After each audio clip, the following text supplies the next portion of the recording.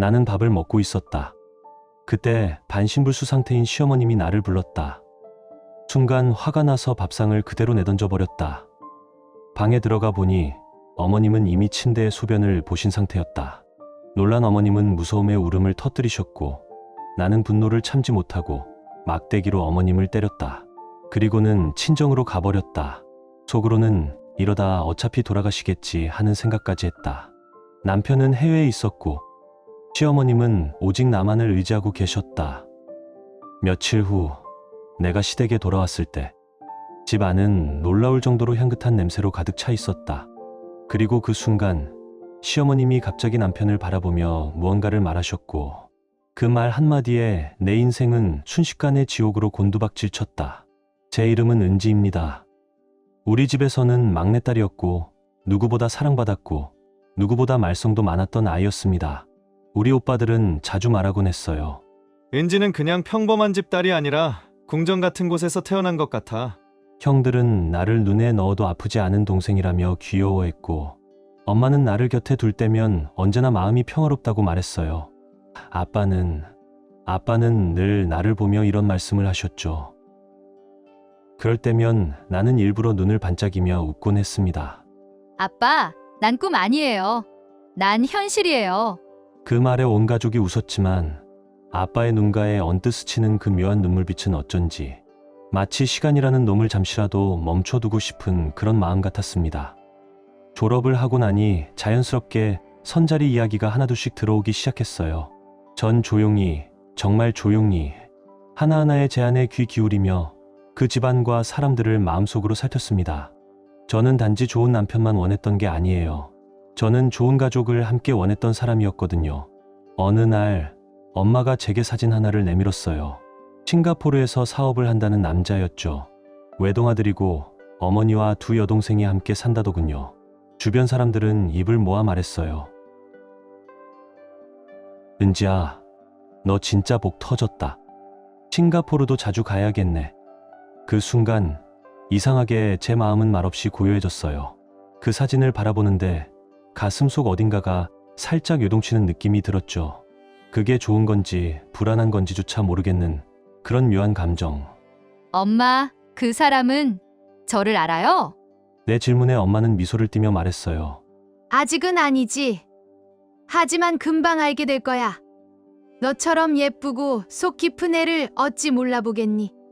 그렇게 혼인 이야기는 빠르게 진행되었고 그 사람 이제는 민준이라 부르게 된 그는 직접 올 수는 없었지만 카카오톡 영상통화로 저와 인사를 나눴어요.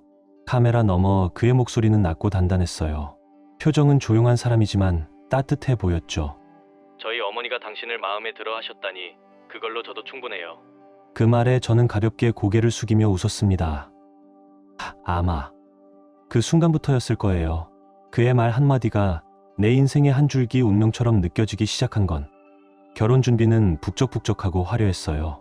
한복을 입은 제 모습을 본 친구들이 말했죠. 모든 게 새롭고 설레는 시간이었지만 결혼이라는 건 단순히 사랑의 완성이 아니라 어쩌면 완전히 다른 인생의 시작이기도 하다는 걸 저는 그제서야 조금씩 알아가게 되었죠. 의식 절차가 끝나고 나자 그때부터 진짜 결혼 생활의 민낯이 드러나기 시작했습니다. 아침엔 장모님을 위한 된장찌개, 여동생들은 간을 따로 해달라고 말했고 민주는 꼭 아침엔 유자차와 함께 간단한 식사를 해야 한다며 서운해했죠. 저는 모두의 입맛을 맞추려고 애썼고 어떤 날은 내 손으로 낸 찌개 하나에도 마음을 담아 만들었는데도 돌아오는 말은 국이 너무 싱거워. 된장 맛이 너무 세. 물이 많아. 정말이지. 내 정성은 어디로 사라졌는지 모르겠는 그런 날들이었습니다. 어느 날이었어요. 유진이 민준의 여동생이었죠. 제 눈을 스치듯 한번 보고는 아무 말 없이 부엌을 나가버렸습니다. 그 순간은 짧았지만 어쩐지 그 시선이 마음에 오래 남더군요. 마치 말 없이 판단하는 느낌이었어요. 점심 무렵이면 집안일이 줄줄이 이어졌어요. 청소, 설거지, 빨래, 온갖 뒷정리까지. 내 하루는 쉴 틈 없이 흘러갔고 집안 사람들 속에서 나는 점점 보이지 않는 존재가 되어가는 느낌이었습니다. 유진은 자주 자기 방에 틀어박혀 휴대폰만 붙잡고 있었죠. 저는 처음엔 그냥 바쁜가 보다 했는데 나중에야 알게 되었어요. 그 바쁨은 엄마, 그러니까 어머님과의 통화 때문이더라고요. 그 내용도 대부분은 저에 대한 불만이었죠. 엄마, 오늘 은지가 이랬어요. 은지가 이런 걸 안 했어요. 거실 건너편 방에서 어머님의 목소리가 조용히 흘러나오곤 했어요. 그 말투는 조심스럽지만 확신에 차 있었고 그 안에선 나에 대한 이해보다 판단이 먼저였습니다. 어느 밤 저는 방에서 조용히 책장을 넘기다가 그 말을 들었어요. 그래, 유진아, 내 말이 맞다. 요즘 애 태도가 점점 변하고 있는 것 같아. 예전엔 나한테 하루에 2번이나 웃으며 전화를 하더니 대체 누굴 그렇게 자주 연락하는 걸까? 그 말에 저는 가슴속에서 뭔가 서서히 무너져 내리는 걸 느꼈습니다. 누구에게도 말할 수 없는 아주 조용한 붕괴였어요. 그렇게 시간이 지나 민준이 싱가포르로 떠나는 날이 다가왔습니다. 딱 3달만. 정말 중요한 프로젝트라서 그래. 나도 너 없이 지내는 거 쉽지 않을 거야. 그가 말했지만 전 말없이 고개만 끄덕였어요. 마치 이해하는 척하면서도 속은 허전했어요. 무언가 중요한 게 빠져나간 듯한 공허함이 있었죠. 공항으로 가는 길, 민주는 몇 번이고 다시 말했어요. 통장에 돈은 넣어뒀어. 뭐든 필요하면 바로 말해. 그리고 엄마 잘 챙겨줘. 심장이 약하시니까 스트레스 안 받게 하고. 그리고 너도. 너 자신을 너무 무시하지 말고. 저는 그저 웃어 보였지만 마음속엔 말이 넘쳐 흘렀습니다. 하지만 그 순간엔 어느 것도 꺼낼 수 없었어요. 그저 침묵만이 저를 감쌌습니다. 민준이 떠난 후 집안은 변한 게 없었어요. 정확히 말하면 그들에게는 변한 게 없었고 저에게는 모든 게 낯설고 무거워졌죠. 아침이면 적막한 방 안에서 눈을 떴고 그 공기마저도 싸늘하게 느껴졌어요. 민준이 있을 땐 그래도 웃음소리 하나쯤은 들렸던 집이었는데 지금은 모든 소리가 멈춘 듯 했어요. 필요한 건 말만 하면 돈은 들어왔어요. 저는 주방에 새 식기 세트를 들였고 거실 커튼도 바꾸고 친구들과 나가서 브랜드 옷도 몇 벌 샀죠. 겉으로 보이는 건 점점 나아졌지만 속은 여전히 깊은 어딘가가 비어 있었습니다. 그러던 어느 날 어머님이 조용히 말했어요. 돈만 주는 게 다가 아니지 않니? 아내한테는 존중도 있어야 하지 않겠니? 그 말은 너무도 부드럽게 들렸지만 제 마음에 깊은 흉터를 남겼어요. 마치 내가 그저 돈만 받는 존재라는 듯한 시선. 그리고 또 하루 어머님은 무심하게 말했어요. 민준이도 이제 슬슬 깨달아야지. 내 본 모습이 어떤지. 그날 밤 저는 잠을 이루지 못했어요. 끝내 카카오톡을 열고 민준에게 메시지를 남겼습니다. 통화할 수 있을까? 나 할 얘기가 있어. 그는 곧 영상통화를 걸어왔어요. 지친 얼굴, 피곤해 보이는 눈빛. 하지만 목소리는 여전히 다정했죠. 왜 그래? 무슨 일 있어? 전 살짝 웃으며 말했어요. 아니야. 그냥 내 목소리가 듣고 싶었어. 그는 작게 웃었죠. 그게 다야? 나도 그래. 매일 내 생각은 하는데 일이 나를 붙잡고 있어. 전화가 끝난 뒤 저는 오랜 시간 생각에 잠겼어요. 우리가 나누는 이 거리, 이게 정말 사랑이라 부를 수 있는 건지 아니면 그저 의무일 뿐인지. 일이 날 가둬버렸어. 민준의 말은 짧았지만 그 안에 담긴 무게는 결코 가볍지 않았어요. 그 말이 통화의 마지막이 되었고 저는 한참을 핸드폰을 내려놓지 못한 채 앉아 있었습니다. 우린 지금 사랑으로 연결된 건가? 아니면 그냥 책임으로 이어진 사이일까? 민주는 내 일상의 아주 작은 굴곡들까지는 전혀 모를 거예요. 주방의 조명 아래서 몇 시간씩 서서 손목이 저릴 때, 겨울날 맨발로 화장실을 드나들며 세탁기를 돌릴 때 그는 알지 못하죠. 그저 멀리 있으니까 어쩔 수 없겠지. 그 말로 제 마음을 달래며 나는 오늘도 말없이 넘겼습니다. 가끔 친구들과 카카오톡으로 대화를 나눌 때면 다들 한 목소리였어요. 야, 너 진짜 복 받은 거지? 남편은 외국에서 돈 잘 벌고 넌 집에서 자유롭고. 저는 그저 고개만 끄덕였어요. 무엇을 말해야 할지 몰랐거든요. 사람들은 몰라요. 자유란 단순히 마트에 혼자 갈 수 있는 걸 말하는 게 아니라는 걸.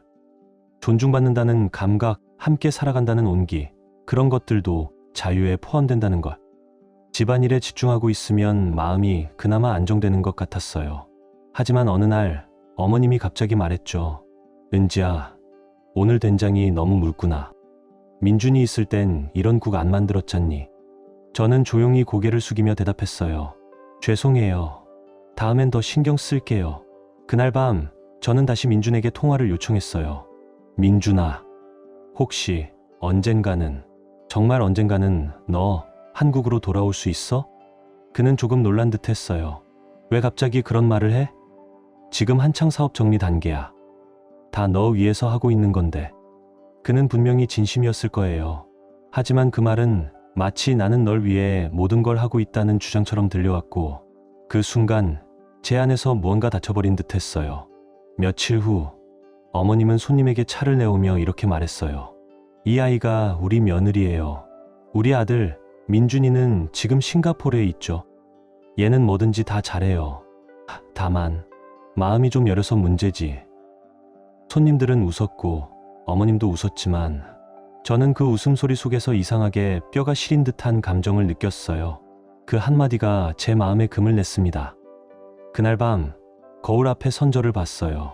브랜드 옷과 보석, 근사한 향수와 예쁜 립스틱. 하지만 그 모든 걸 두른 채 서 있는 여자는 너무도 조용했고, 그 눈동자 속에는 아무도 귀 기울이지 않는 외로움이 가득했어요. 나는 지금 평온한 삶을 사는 걸까? 아니면 화려하게 포장된 고독 속에 사는 걸까?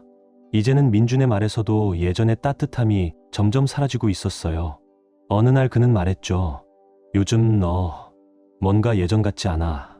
속으론 말했죠. 너도 예전 같지 않잖아. 지금의 너는 단지 돈을 보내는 사람일 뿐. 나를 알고자 하는 사람은 아니야.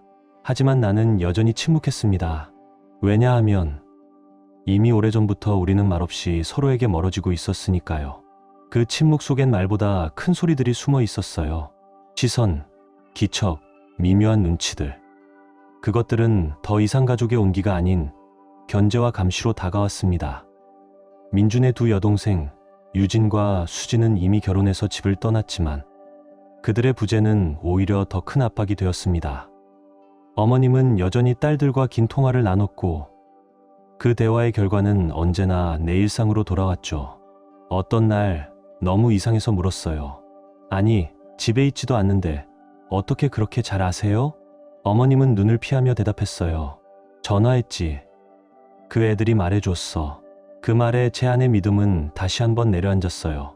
그들은 이 집에 없었지만 이 집은 여전히 그들의 말 한마디에 따라 움직이고 있었거든요. 요즘은 수진이 남편과 함께 화상통화로 어머님과 얘기하는 게 일상이 되었어요. 그들이 웃으며 말할 때면 저는 조용히 그 옆방에서 귀를 닫고 있었어요. 하지만 아무리 귀를 막아도 그들의 그림자는 방 안까지 따라 들어왔습니다. 엄마, 민준이 버는 돈은 꼭 엄마가 관리해요. 며느리 손에 돈이 가면 다 패션에 써버릴지도 몰라요. 수진의 말이었어요. 영상통화 너머에서 흘러나오는 그 목소리는 평온했지만 그 말 안에는 분명한 불신이 담겨 있었죠. 그 순간 저는 아무 말도 할 수 없었습니다. 며칠 후 어머님이 병원 약을 타러 시내에 다녀오시려 했어요. 제가 다녀올게요. 어머님은 좀 쉬세요. 제가 조심스레 말했지만 어머님은 잠시 제 얼굴을 보더니 아무 대답도 하지 않으셨어요. 그리고 말없이 방으로 돌아가 문을 닫으셨죠. 그때 저는 확신하게 되었어요.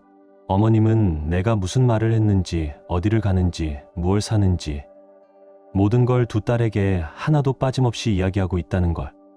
그리고 그 딸들은 어머님에게 며느리를 어떻게 다뤄야 하는지를 조언하고 있다는 거요. 며칠 뒤 민준에게서 영상통화가 왔어요. 그는 무언가 중요한 이야기를 꺼내기 전에 항상 집안 모습이 담긴 배경을 보여주곤 했죠. 그날도 마찬가지였어요. 싱가포르의 깔끔한 아파트 벽에 걸린 달력, 그리고 탁자 위 커피잔 하나. 그 모습은 이상하리만치 차분했고 그 차분함이 저를 불편하게 만들었습니다. 그날 우연히 택배 상자를 열게 되었어요. 안에는 외화 지폐들이 꽤 들어 있었어요. 처음이었어요. 아, 민준이 버는 돈이 단지 나만을 위한 건 아니었구나. 그 돈은 어머님을 통해 유진과 수진에게도 흘러들어가고 있었어요. 며칠 뒤 민준이 말했죠. 필요한 건 말만 해. 돈 보냈어. 어머님한테 말하면 다 줄 거야. 필요한 거 있으면 말씀드려. 그 말을 들은 저는 조용히 고개를 끄덕였지만 그날 밤 어머님은 새로운 화장품 하나를 제게 보여주며 말했어요. 이거 나 줘라. 내가 이번 달 카드값도 내야 하고 앞으로도 생각해야 하잖니. 필요한 거 있으면 말해. 내가 사다 줄게. 그 말을 들은 순간 저는 제 존재가 아내라기보다는 그저 잠시 머무는 손님 같다는 생각이 들었어요. 그날 밤 수진이 어머님께 통화하며 말했어요. 엄마, 그냥 마음 단단히 먹어요. 오빠가 버는 돈은 엄마 몫이잖아요. 엄마가 관리하셔야지. 모든 건 엄마 손에 있어야 돼요. 그 말을 듣고 저는 혼자 울었습니다. 귀를 막고도 들리는 말들이었고 마음속 깊은 곳을 찌르는 말이었어요. 그래, 그 돈에 내 몫이 없다면 정말 나는 아내일까? 단지 그 집안의 일꾼이었던 걸까? 며칠 뒤 민준과의 영상통화에서 저는 정면으로 말했어요. 민준아, 나 이제 이 집안의 모든 걸 책임지고 싶어. 돈, 결정권, 주방 열쇠까지도 모두 내 손에 있어야 해. 그는 놀라듯 눈썹을 찌푸렸어요. 그건 갑자기 왜 그래? 엄마는 평생 이 집을 지켜오신 분이야. 그걸 지금 당장 넘기라는 건. 저는 그를 똑바로 바라보며 대답했어요. 그러니까 그가 말끝을 흐렸어요. 엄마가 상처받을 수도 있어. 집안 모든 걸 내 손에 주는 건 쉽지 않아. 그 말을 들은 저는 조용히 말했습니다. 그럼 나도 상처받을 거야. 지금처럼 내 자리가 없는 상태라면 이젠 말도 하지 않을 거야. 그리고 통화를 끊었어요. 그날 밤 저는 한 번도 뒤돌아보지 않았습니다. 다음 날 아침 어머님께 조심스레 말씀드렸습니다. 어머님, 요즘 건강이 좀 안 좋으시잖아요. 이젠 저도 집안일에 익숙해졌고요. 조금은 제게 맡겨주시면 어떨까요? 하지만 어머님은 차가운 눈빛으로 대답하셨어요. 내가 제대로 할 수 있다면야 당연히 맡기지. 그런데 아직은 멀었어. 하루도 조용한 날이 없구나. 그 말에 저는 무너졌습니다. 하지만 동시에 다짐했어요. 이대로 끝내지 않겠다고. 내 삶을 되찾기 위해 더는 물러서지 않겠다고. 얘기 좀 하자. 어떻게든 풀 수 있는 방법이 있을 거야. 그날 밤 어머님은 조심스럽게 말을 건넸지만 저는 핸드폰을 조용히 무음으로 바꾸고 뒤돌아섰다. 그리고 이른 아침 짐을 쌌다. 몇 벌의 옷, 다이어리, 그리고 내 마음속 상처까지 조용히 가방에 담았다. 어머님 방 앞을 지나치는데 그분은 모서리 너머에서 조용히 나를 바라보셨다. 어디 가니? 친정이요. 담담하게 대답하자 어머님은 한참을 뜸들이다가 말했다. 여기도 내 집이지. 다만 여기는 내 맘대로 되지는 않는다는 게 다르지. 나는 아무 말 없이 고개를 숙인 채 문을 나섰다. 친정에 도착했을 때 엄마는 나를 꼭 안아주지도 무언가를 묻지도 않았다. 그저 조용히 이마에 손을 얹고 말하셨다. 필요한 만큼 쉬어라.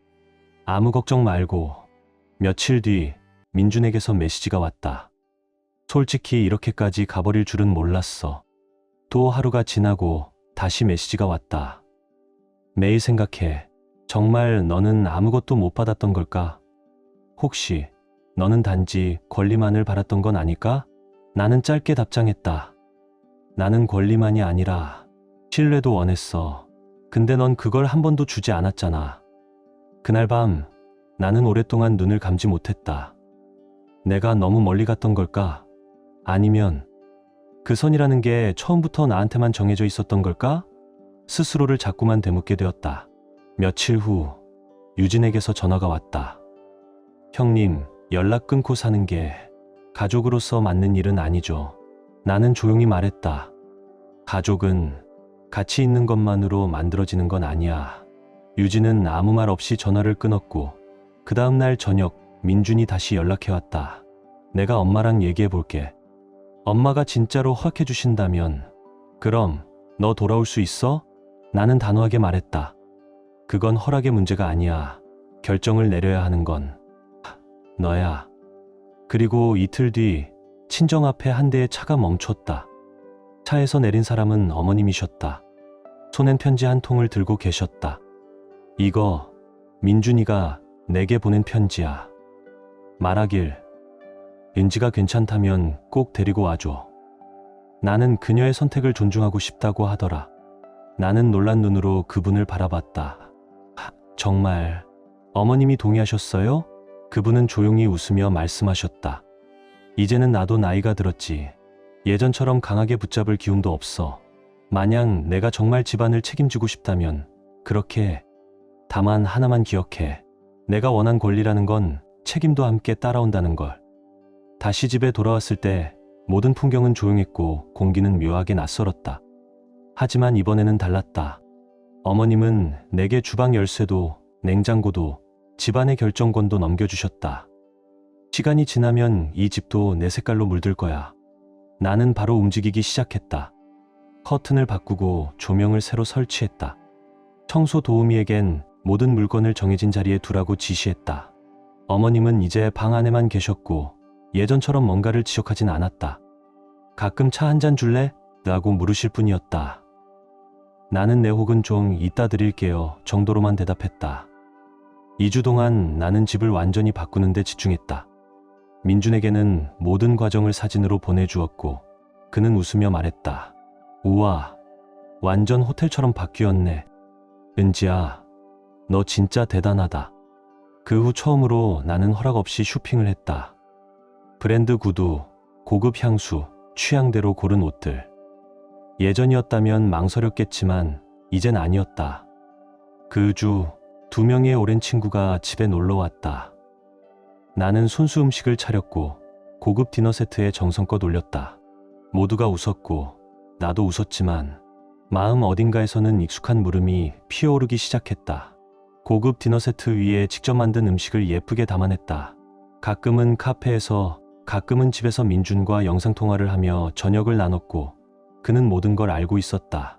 내가 행복하면 난 그걸로 충분해. 그 말이 반복될수록 나는 더욱더 나만의 삶에 몰입하게 되었다. 어느 저녁 어머님 방 앞을 지나다가 기침 소리가 들렸다. 잠깐 멈춰섰다가 나는 아무 말 없이 지나쳤다. 잠시 후 어머님이 조용히 말하셨다. 기침약 다 떨어졌어. 나가면 좀 사다 줘. 나는 대답했다. 네, 알겠습니다. 하지만 그 다음날 나는 쇼핑에 푹 빠져 약 사는 걸 깜빡하고 말았다. 밤늦게 집에 들어오니 어머님은 이미 주무시고 계셨고 나는 말없이 핸드폰을 꺼내 사진을 올렸다. 새로 산 구두, 새 핸드백, 명품 립스틱.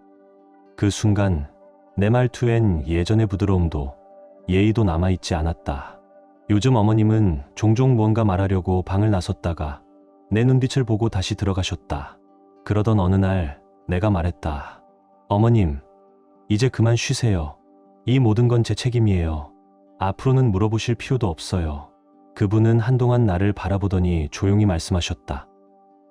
그래, 난 이미 오래전에 자유로워졌어. 그 말은 어머님 입장에선 담담한 선언이었을지 모르지만 내게는 하나의 경고처럼 들렸다. 이제는 아무것도 다시 돌려받을 수 없다는 뜻이었다. 그날 오후 나는 뷰티살롱에서 얼굴 마사지를 받고 있었다. 그때 민준에게 영상통화가 왔다. 그는 미소 지으며 말했다. 너 예전과 정말 많이 달라졌어. 나는 웃으며 대답했다. 그게 당신이 바라던 거 아니었어? 세상 기준에 맞춰 사는 아내. 그는 잠시 말을 멈추었다가 조용히 말했다. 그냥 너만 괜찮다면 돼. 자기 자신을 잘 챙겨. 이젠 나는 더 이상 허락받지 않아도 되는 아내였다. 내가 원하는 물건을 원하는 방식으로 내 손으로 고르고 사는 사람이 되어 있었다. 백화점에서 고가의 가방이나 구두를 봐도 가격표에 움츠러들지 않았다. 이 집이라는 거대한 세상을 감당하면서 나는 소비라는 권력을 어떻게 다뤄야 하는지도 배웠다. 그리고 그 권력을 더는 누구에게도 빼앗기지 않겠다고 결심했다. 하지만 마음 한구석에서는 늘 하나의 질문이 속삭이고 있었다. 정말 이 권한과 통제가 내 승리일까? 아니면 또 다른 형태의 연극일 뿐일까? 그즘 나는 바쁘기 그지없었다. 새로 연 런칭 파티 초대장, 패션 행사 준비, 뷰티살롱 예약, 그리고 한참 뒤에야 떠오르는 어머님의 약. 그 일들은 내 할 일 리스트의 가장 아래에 밀려 있었다. 나 새 폰 보러 왔어. 괜찮은 거 있으면 하나 보내줘. 그날 낮 어머님에게 문자가 왔다. 저녁 무렵 집에 돌아오니 어머님은 방 안에 누워 계셨다. 문을 열자 그분은 조용히 몸을 일으키며 말했다. 약? 나는 무심하게 대답했다. 안 샀어요. 깜빡했네요. 내일 사올게요. 다음 날 아침 나는 화장대 앞에서 머리를 정리하고 있었다. 그때 도우미 아주머니가 허겁지겁 달려왔다. 눈이 커지고 목소리는 떨려 있었다. 마담, 큰일 났어요. 어머님이 말을 못하세요. 손발도 안 움직여요. 도우미 아주머니의 목소리는 떨리고 있었다. 나는 급히 방으로 달려갔다. 어머님은 침대에 힘없이 누워 계셨고 눈은 떠 있었지만 입술은 떨리고 말은 흐려지고 있었다. 바로 병원에 연락했다. 민준에게도 상황을 전했다. 그는 짧게 말했다. 응급 티켓 바로 알아볼게. 며칠 안에 갈 수 있을 거야. 어머님은 이틀 병원에 계셨다가 퇴원하셨다. 의사는 단호하게 말했다. 이제는 완전한 안정이 필요합니다. 모든 일상생활에서 타인의 도움 없이는 어렵습니다. 화장실에 가는 일조차 혼자 할 수 없게 되었다. 처음 이틀 동안은 내가 옆에 앉아 직접 간호했다. 음식을 떠먹이고 약을 챙기고 몸도 닦아드렸다. 하지만 사흘째 되는 날부터 마음 어딘가에서 이 모든 일이 짐처럼 느껴지기 시작했다. 그날 파티 초대장이 도착했다. 유나가 메시지를 보냈다. 은지야, 늦지 마. 너 없으면 재미없단 말이야. 나는 스스로에게 말했다. 잠깐이면 돼. 어머님도 주무시고 있고 도우미도 있으니까. 그리고 그대로 외출했다. 돌아왔을 때 도우미 아주머니는 다급한 표정으로 나를 기다리고 있었다. 마님, 어머님이 계속 눈으로만 절 보셨어요. 말은 안 하시고 그냥 물만 계속 찾으셨어요. 나는 애써 표정을 감췄다. 그 순간 어머님 눈에 맺힌 무언의 간절함을 애써 외면했다. 다음날 물리치료사가 왔다. 매일 와야 하냐고요? 내가 물었다. 비용이 꽤 되네요. 그는 설명했다. 매일 하지 않으면 근육이 더 굳어요. 움직임도 어려워지고요. 식사, 약, 목욕, 옷 갈아입히기, 화장실 동행. 이 모든 게 점점 내 패션 라이프에 걸림돌이 되어갔다. 며칠 후 중요한 브랜드 이벤트가 있었다. 나는 아침부터 도우미에게 당부했다. 어머님 일어나시면 물 좀 드리고 큰 소리로 부르시면 그냥 잠깐만 기다리게 해요. 행사에서 돌아왔을 때 어머님은 기운이 빠진 얼굴로 혼잣말처럼 중얼거리고 있었다. 하나님 저를 데려가 주세요. 그 소리를 듣는 순간에도 나는 무심하게 핸드백을 벗었다. 이젠 어머님이 환자라기보다 그냥 나의 장애물 같았다. 하루 종일 화장실, 또 화장실. 내 인생은 없는 거야? 나도 사람인데. 그렇게 짜증을 냈고 어머님은 아무 말 없이 눈물만 흘렸다. 하지만 그 눈물 속에 담긴 질문을 나는 끝내 외면했다. 그 후로 나는 어머님과 거의 말을 하지 않았다. 도우미가 모든 간호를 맡았고 나는 그저 거리를 두며 관찰만 했다. 어느 날 밤 안방에서 비명 같은 소리가 들렸다. 달려가 보니 어머님은 침대에서 떨어져 있었다. 그 순간에도 나는 감정보다 상황만 처리했다. 다음 날 아침 나는 조용히 아침 식사를 차려 도우미에게 건넸다. 이거 어머님 방에 갖다 드려. 그때 방 안에서 어머님의 목소리가 들렸다. 은지야, 물. 나는 날카롭게 말했다. 방금 줬잖아요. 왜 자꾸 날리세요? 어머님은 다시 말했다. 목이 너무 말라. 정말 너무. 나는 불쾌한 듯 자리에서 일어나 물을 들고 갔다. 손이 떨려 컵이 기울었고 물은 어머님의 얼굴에 쏟아졌다. 그분은 울먹였지만 나는 아무 말 없이 돌아서 방으로 들어가 버렸다. 저녁 무렵 유나에게서 메시지가 왔다. 우리 너무 오랜만에 모인다. 오늘은 꼭 와야 해. 은지 너 없이 우리 파티 안 돼. 이번 주 토요일 밤 뭐 할 거야? 나는 핸드폰을 켜고 이사에게 짧게 답장을 보냈다. 그러고는 어머님 방에 들러서 물었다. 아까 누워있지 않았어요? 또 왜요? 그분은 겁먹은 듯 아무 말도 못했다. 나는 휠체어를 힘겹게 끌어다 앉히며 짜증 섞인 목소리로 말했다. 그만 좀 하세요. 나도 내 할 일이 있잖아요. 어머님의 눈가에 눈물이 맺혔지만 입은 굳게 닫혀 있었다. 며칠 후 나는 도우미에게 지시했다. 방 좀 제대로 치워. 오늘 손희진 씨, 아니 서진이 오잖아. 어머님도 좀 단정하게 예전처럼 보여줘야지. 소니아가 도착했을 때 나는 일부러 어머님 곁으로 가서 그분의 손을 잡고 부드럽게 말했다. 어머님, 보세요. 누가 왔게요? 우리 예쁜 소니아예요. 어머님은 고개를 아주 살짝 끄덕였지만 눈은 여전히 바닥만 보고 있었다. 서진은 급히 달려와 어머님의 손을 꼭 잡았다. 엄마, 괜찮으세요? 말 좀 해봐요. 하지만 어머님은 한마디도 하지 못했다. 나는 얼른 나서며 말했다. 요즘 많이 약해지셨어요. 우리는 정말 최선을 다하고 있어요. 걱정 마. 내가 다 챙길게. 소니아는 그날 하루 종일 어머님 곁에 앉아 있었다. 그 앞에서 나는 유난히 다정하게 굴었다. 옷깃을 펴드리고 베개를 바로 해드리고 직접 숟가락을 들어 식사를 도왔다. 어머님은 아무 말 없이 마치 말을 아예 잊은 사람처럼 모든 걸 조용히 받아들였다. 그날 밤 서진이 방에 들어간 뒤 나는 어머님 방으로 다시 갔다. 그리고 아주 조용한 목소리로 속삭였다. 이제 말하지 마요. 입 열면 다 끝장이야. 알겠어요? 어머님은 말없이 나를 바라보았다. 그 눈빛에는 분명 뭔가 전하고 싶은 게 있었지만 두려움에 모든 말이 갇혀 있었다. 다음 날 서진이 떠나기 전 내 손을 잡으며 말했다. 엄마, 너무 외롭게 두지 말아요. 이젠 정말 언니밖에 없어요. 나는 고개를 끄덕이며 약속했다. 걱정 마. 잘 돌볼게. 하지만 문이 닫히자마자 나는 방문을 걸고 어머님을 향해 차갑게 말했다. 이제 쇼 끝났어요. 아무도 없으니까 조용히 하시죠. 그날 저녁 물을 방에 들여놓으며 무심하게 말했다. 마시고 싶으면 마시고 또 괜히 소리 지르지 마세요. 어머님은 조용히 물컵을 바라봤다. 나는 문을 닫고 아무 일도 없었던 것처럼 거실로 돌아왔다. 시간이 흐르면서 어머님의 건강은 점점 더 나빠졌다. 그리고 내 무심함은 일상이 되었다. 그분은 자주 문 쪽을 바라보았다. 마치 누군가 어디선가 와서 자신을 데려가 주길 바라는 듯했다. 해외에 사는 유진은 2주 전부터 계속 전화를 걸어왔다. 어머님 휴대폰으로도 연락했지만 나는 그 폰을 꺼두었거나 받지 않았다. 그러던 어느 날 유진이 날카롭게 말했다. 형님, 엄마 맨날 주무시기만 해요? 진짜 괜찮으신 거 맞아요? 나는 익숙한 어조로 대답했다. 나이가 있으시잖아.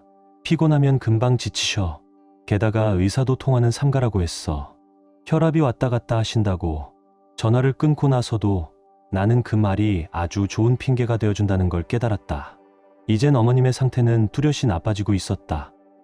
예전엔 그래도 목소리에 부드러움이 있었는데 요즘엔 무작정 소리만 질러댔다. 밤이면 불 끄자마자 외쳤다.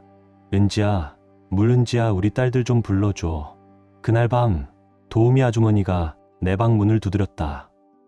그녀의 표정은 다급했고 눈빛은 무거웠다. 사모님, 어머님이 계속 소리를 지르세요. 숨이 막히는 것처럼 힘들어하시거나 뭔가 다른 문제가 있는 것 같아요.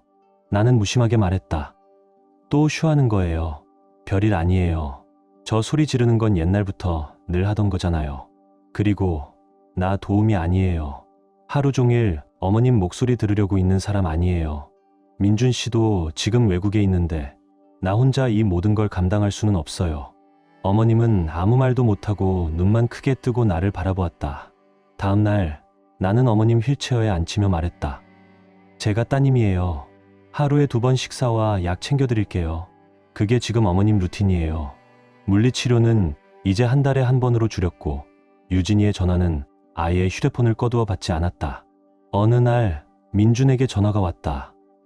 은지야, 유진이가 계속 전화하던데. 바로 그날 밤 나는 파티 준비로 거울 앞에서 립스틱을 바르고 있었다. 그때 어머님이 또 소리치기 시작했다. 화장실, 화장실. 나는 욕실에서 이불 하나 꺼내어 어머님 침대 옆에 던지듯 올려두었다. 여기 이불 있어요. 침대 더럽히지 마세요. 나 다녀와서 치울게요. 어머님은 조용히 눈을 감았다. 파티에서는 오래 머물렀고 친구들과 사진도 많이 찍어 SNS에 올렸다. 캡션은 이렇게 썼다. 인생을 살아라. 멈추지 마라. 집에 돌아오니 도우미가 문 앞에서 기다리고 있었다. 사모님, 어머님 얼굴이 많이 부었어요. 뭔가 이상해요. 나는 급히 방으로 들어갔다. 어머님은 누운 채 아무 말도 못하고 있었다. 나는 의사보다 먼저 민준에게 메시지를 보냈다. 어머님 상태가 좀 이상해. 큰일 나는 건 아니겠지. 그는 바로 답했다. 무슨 뜻이야? 지금 당장 전화해봐. 하지만 나는 전화를 하지 않았다. 어머님의 침묵 속에서 오히려 이상한 평온함을 느끼기 시작했다. 마치 무거운 짐 하나가 갑자기 조용해진 느낌이었다. 다음 날 아침, 나는 주방에서 아침을 준비하고 있었다. 휴대폰이 진동했다. 유진이의 전화였다. 나는 그냥 화면만 보고 무음 모드로 돌렸다. 잠시 후 도우미가 다급히 말했다. 사모님, 어머님 침대를 다 버리셨어요. 분명 일어나시려고 소리치신 것 같은데 사모님이 못 들으신 것 같아요. 나는 급히 방으로 달려갔다. 문을 열자 악취가 코를 찔렀고 침대는 젖어 있었다. 어머님은 조용히 눈을 감고 누워 있었고 얼굴엔 수치심, 눈엔 절망이 가득했다. 내 인내심은 한계에 달했다. 이 정도도 참지 못해? 그 순간 도우미가 문가에 서 있었다. 나는 화가 나서 쏘아보며 말했다. 뭐 봐요? 당장 이거 치워요. 도우미는 머뭇거렸다. 사모님, 먼저 어머님부터 일으켜야 하지 않을까요? 치워요. 침대부터 갈아야 해요. 나는 어머님의 몸 전체에 커버를 씌우고 비닐 방수 시트를 깔게 했다. 앞으로는 침대에 매번 바꾸지 않을 거예요. 이걸로 끝이에요. 도우미는 아무 말 없이 묵묵히 정리하기 시작했다. 나는 방에서 나와 조용히 문을 닫았다. 거실을 지나 거울 앞에 섰다. 거울 속 내 얼굴엔 흐트러진 머리카락, 짙은 짜증이 고스란히 드러나 있었다. 옷장을 열어 옷 두 벌을 꺼내 챙기며 마음속으로 되뇌었다. 이제 정말 끝이야. 더는 하루도 여기 있을 수 없어. 나는 민준에게 메시지를 보냈다. 며칠 집을 비울게. 어머님 상태는 어때? 하지만 그의 메시지에 나는 아무 답도 하지 않았다. 그저 가방을 단단히 싸고 서류와 신분증, 카드들을 챙겼다. 마음속에는 하나의 생각만이 떠돌고 있었다. 며칠 동안 어머님을 돌볼 사람이 없다면 나는 어머님 방 쪽으로 고개를 돌렸다. 그 순간 어머님의 목소리가 들렸다. 은지야, 어디 가는 거니? 나는 걸음을 멈추고 문틈으로 방을 들여다보았다. 어머님은 겨우 몸을 일으키려 애쓰고 있었다. 그 눈에는 지쳐버린 절박함이 담겨 있었다. 나는 순간 눈을 마주쳤지만 이내 시선을 돌리고 조용히 문을 닫았다.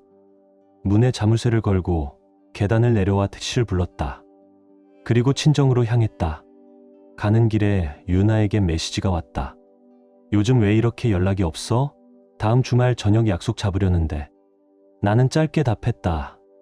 좀 이따가 연락할게. 택시가 친정 앞에 멈추었고 나는 가볍게 숨을 내쉬었다. 마음속 어딘가에서 이렇게 말하는 소리가 들렸다. 며칠만 버티면 모든 게 자연스럽게 끝날 거야. 하지만 그 순간 한 가지 생각이 머리를 찔렀다. 혹시 어머님이 돌아가신다면 모든 게 쉬워질까? 질문도 없고 책임도 없고. 나는 이 생각이 잘못된 걸 알고 있었다. 하지만 이상하게도 이제는 전혀 개의치 않았다. 그리고 바로 그때 나는 스스로 현실을 완전히 외면하고 있다는 걸 깨달았다. 친정에서의 사흘은 마치 감옥에서 벗어난 새처럼 자유로웠다.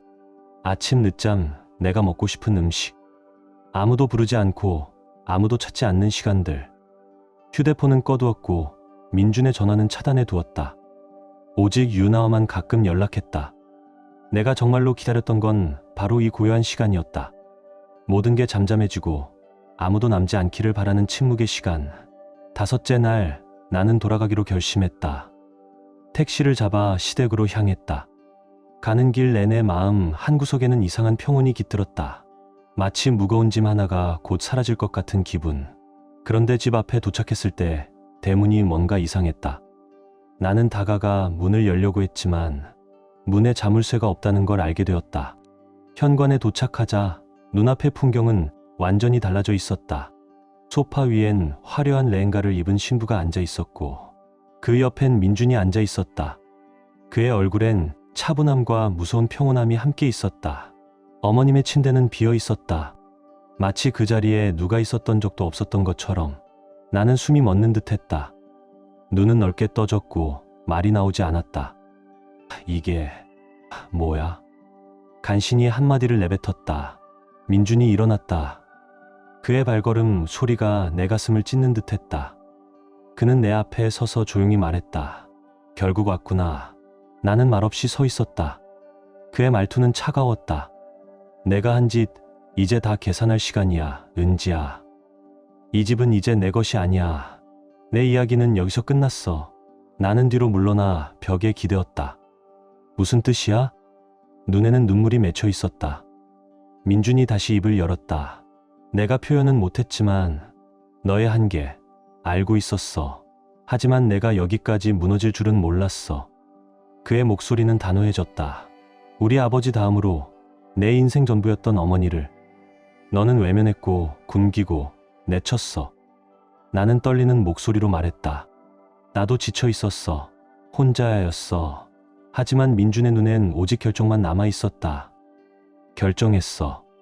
어머니를 죽음에 내몬 사람은 내 아내가 될 수 없어. 나는 벽을 짚고 주저앉을 뻔했다. 민준 한 번만 마지막 기회를 줘. 그는 종이 한 장을 내게 던졌다. 이건 이혼 서류야. 지금 여기서 우리는 끝이야. 내 손에서 가방이 떨어졌다. 소파에 앉아있던 새 신부 서진은 조용히 이 모든 장면을 지켜보고 있었다. 그녀는 낯선 사람이 아니었다. 나는 전에 그녀를 본 적이 있었다. 민준의 첫 약혼자. 어떤 이유로 파혼된 그 사람. 민준은 내게 마지막 말을 던졌다. 넌 내 믿음을 저버렸고 내 어머니의 마지막 숨결까지 빼앗았어. 이 집에 너의 자리는 이제 없어, 은지야.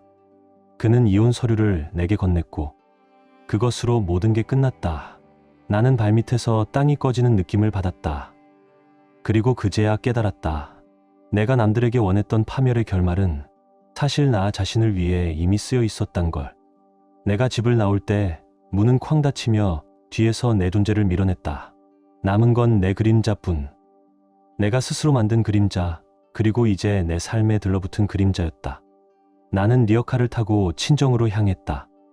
엄마가 문을 열었고 내 얼굴을 보자마자 한참을 아무 말 없이 바라보셨다. 무슨 일이야, 은지야? 그 질문엔 어떤 놀람도 꾸짖음도 없었다. 잠시 후 오빠가 도착했지만 그의 눈엔 수많은 질문이 맴돌았고 입은 굳게 닫혀 있었다. 이혼했어. 나는 조용히 고개를 끄덕였다. 그리고 그 침대에 두고 온 엄마는 내 침묵이 전부를 말해주었다. 이제 이 집엔 예전의 내 자리는 없었다. 엄마의 얼굴은 차분했지만 싸늘했고 오빠는 나와 눈도 마주치지 않았다.